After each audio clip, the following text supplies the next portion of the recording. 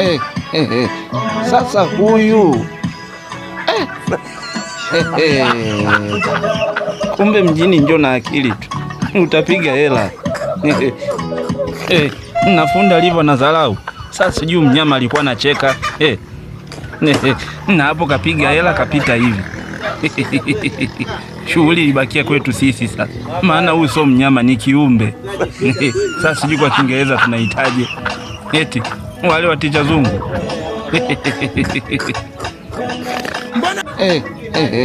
Sasa huyu kumbe mjini njo na akili tu, utapiga hela.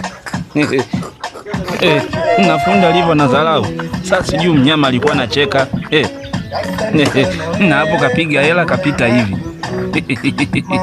Shughuli ilibakia kwetu sisi sasa, maana huyu sio mnyama, ni kiumbe.